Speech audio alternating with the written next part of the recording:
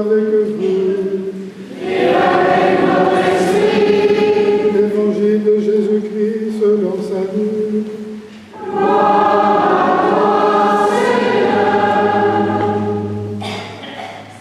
Les apôtres dirent au Seigneur, augmente en nous la foi.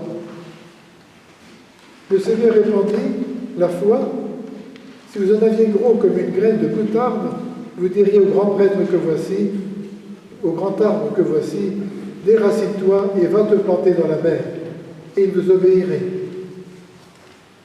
Lequel d'entre vous, quand son serviteur vient de labourer ou de garder les bêtes, lui dira à son retour des champs, viens vite à table? Ne lui dira-t-il pas plutôt, prépare-moi à dîner, mets-toi en tenue pour me servir, le temps que je mange et que je boive, ensuite tu pourras manger et boire à ton tour. Sera-t-il reconnaissant envers ce serviteur d'avoir exécuté ses ordres?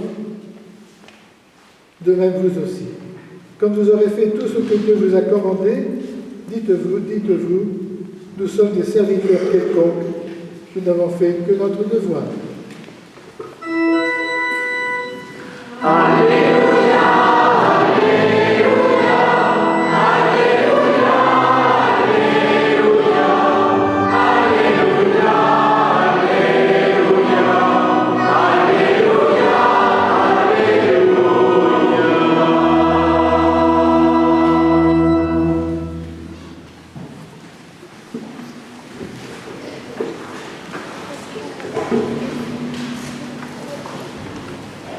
Chers amis, je reviens quelques instants sur, peut-être on pourrait augmenter un petit peu la seconde, Alain. On pourrait augmenter un petit peu la seconde. Je voudrais revenir sur la première lecture d'Habakkuk, qu'on ne connaît pas bien, mais qui a vécu au VIe siècle avant le Christ, et à une époque où le peuple vit une histoire des plus tragiques. Les Babyloniens ont écrasé les Chaldéens et ils se trouvent à la porte de Jérusalem. Et quelques temps après, l'élite va être tuée et déportée. Alors vous avez entendu ce que Habakkuk dit dans sa prière, une belle prière. Combien de temps, Seigneur, vais-je t'appeler au secours et tu n'entends pas? Crier contre la violence et tu ne délivres pas. Pourquoi m'obliges-tu à voir l'abomination et restes-tu à regarder notre misère? C'est une belle prière de quelqu'un qui est complètement désolé de voir ce qui se passe. Et vous avez entendu la réponse? La réponse du Seigneur, c'est au chapitre 2. Tu vas mettre par écrit la vision pour qu'on puisse la lire couramment. Cette vision se réalisera, mais seulement au temps fixé. Elle tend vers son accomplissement, elle ne décèdera pas. Le juste vivra par sa fidélité. Il me semble, chers amis, que nous pourrions reprendre aujourd'hui à notre compte cette prière d'Habakkuk. Quand on regarde, quand on voit tous les chrétiens qui sont persécutés aujourd'hui, au Moyen-Orient en particulier, en Inde, en Chine, combien de temps, Seigneur, vais-je t'appeler au secours? Et tu n'entends pas, tu ne réponds pas. Et même encore, pour nous, dans notre pays, en Europe, petite Église dans ce vaste monde. Seigneur, viens à notre secours, réveille-toi, fais quelque chose. C'est pas un peu notre prière?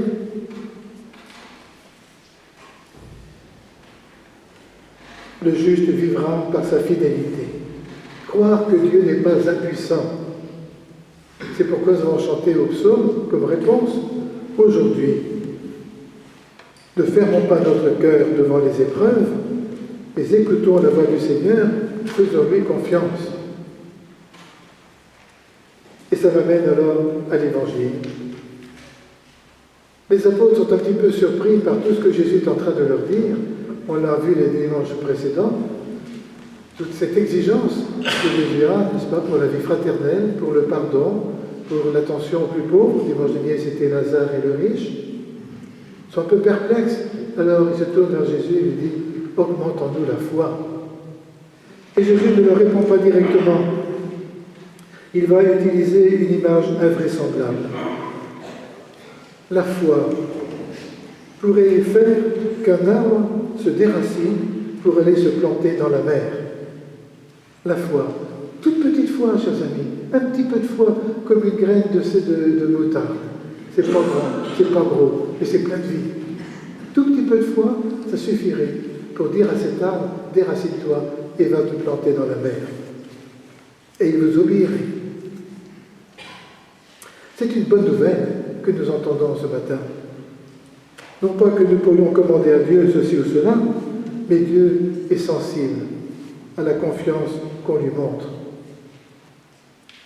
Bon, vous savez, c'est souvent dans l'Évangile que ça revient. Je pense par exemple à ce beau passage, et les jeunes, vous l'avez entendu au catéchisme et puis aussi à l'aumônerie. Jésus marche sur les eaux et Saint Pierre est tout à fait étonné. Si c'est bien toi, dis-moi de venir à toi. Je lui dis, mais viens. Et Pierre doute un petit peu. Alors il enfonce, Seigneur, sauve-moi. Et qu'est-ce que Jésus lui dit? Homme de peu de foi, pourquoi tu doutais? Mais en lui disant ça, il lui prend la main et le sauve. Voilà Jésus. Tout petit peu de foi, ça suffit.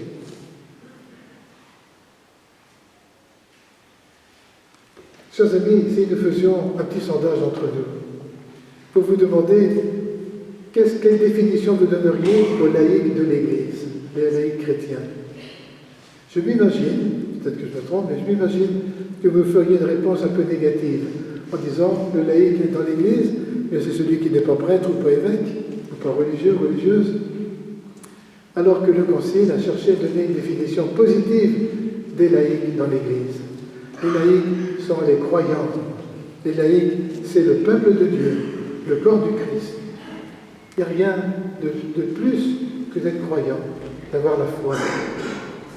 À tel point, le savez-vous, c'est pourtant dit dans le Concile, que lorsque le pape ou les évêques nous donnent des consignes, si ça n'est pas reçu par le peuple de Dieu, eh bien, il faut que les évêques ou le pape revoient leur copie. Alors il y aura toujours des gens qui ne sont pas d'accord, mais quand on dit reçu globalement, voyez, par le peuple de Dieu, comme étant la vérité, c'est le peuple de Dieu qui prime sur tout. La hiérarchie, les prêtres, c'est au service de ce peuple de Dieu, qui est le corps du Christ, et qui, par le baptême, a reçu la mission du Christ d'être prêtre, prophète et roi. Le peuple de Dieu, c'est le corps du Christ. Alors, bien sûr, l'Église a besoin de bras pour remplir sa mission dans le monde. Et là, je vous ai dit qu'aujourd'hui, dans notre paroisse, nous avons la chance d'avoir des enfants au catéchisme en particulier. Il y a à peu près, au catéchisme et puis à l'aumônerie, il y a à peu près 200 enfants et 200 jeunes. Il faut quand même s'en occuper. Et les jeunes de la 5e à la terminale, on avait une vingtaine dans notre paroisse au Château des Vaux, hier, pour le rassemblement diocésain des jeunes. Mais nous manquons de bras, en particulier de catéchistes. Je vous le dis comme cela. Mais je voudrais ce matin, avec vous, réfléchir davantage sur le rôle irremplaçable des laïcs chrétiens dans la gestion des choses temporelles. Comme, vous voyez, artisans d'un monde qui répondent de mieux en mieux aux exigences de la dignité de chaque individu et de tous les hommes. Le monde d'aujourd'hui comme le monde d'hier, notre monde a besoin de la présence et de l'apport particulier des chrétiens à travers la vie de famille, de la culture, de l'éducation, du travail, la vie de travail, la vie sociale et politique, les moyens de communication sociale, la vie internationale. Et tout particulièrement, puisqu'aujourd'hui nous réunissons un certain nombre de personnes de l'association Saint-Jean, le travail qui se fait dans les associations. Et l'on peut remarquer qu'à Nogent, il y a un tissu associatif assez important.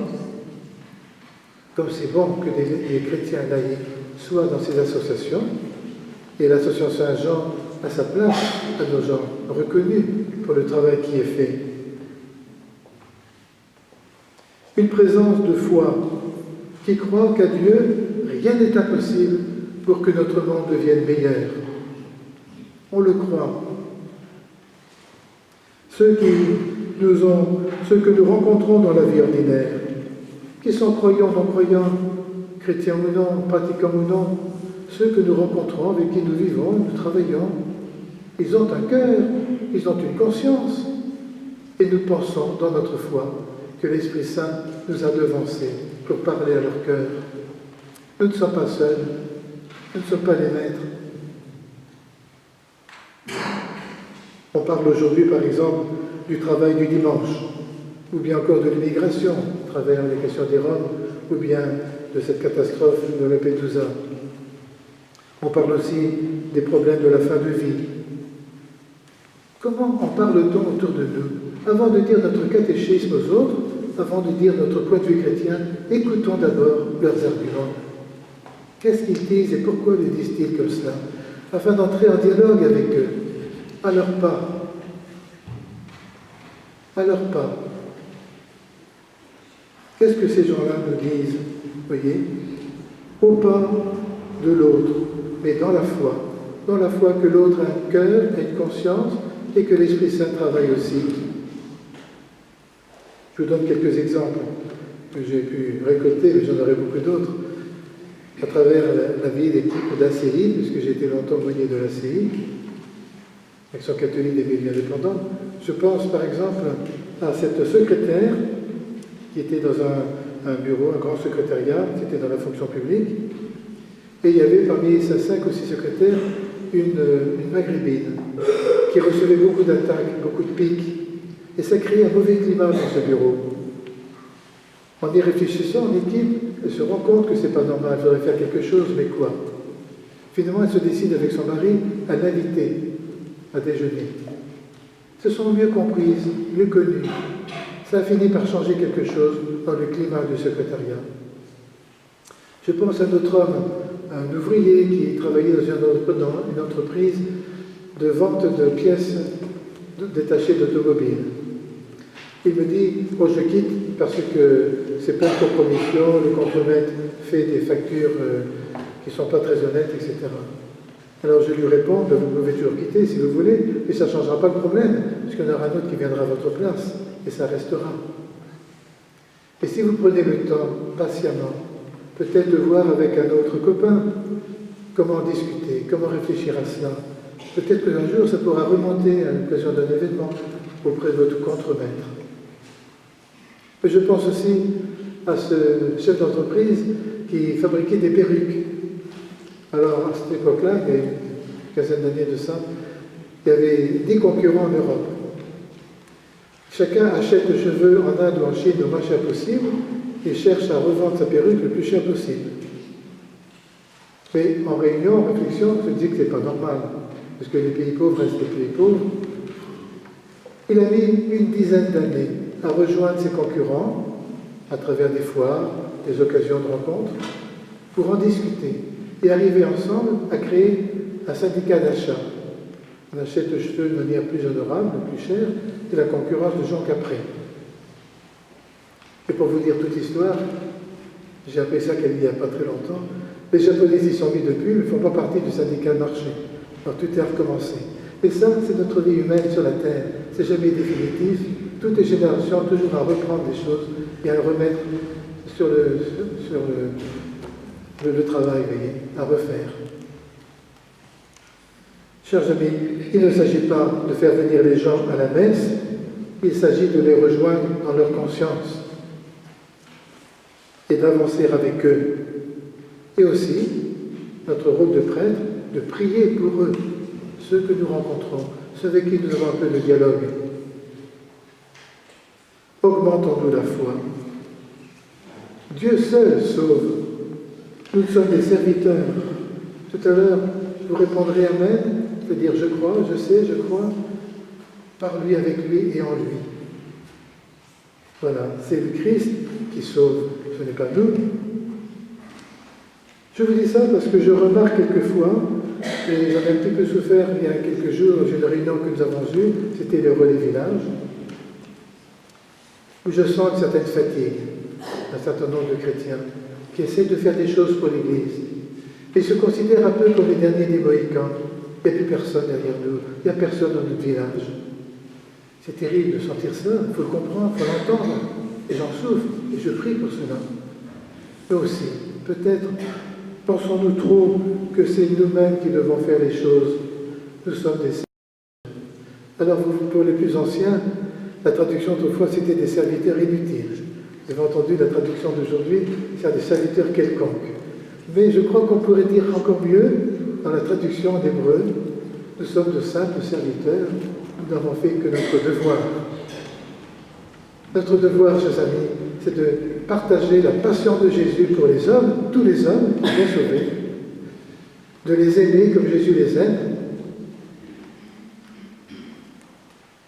et de faire notre devoir uniquement en pensant que c'est lui, après ça, qui agit et qui fait son œuvre.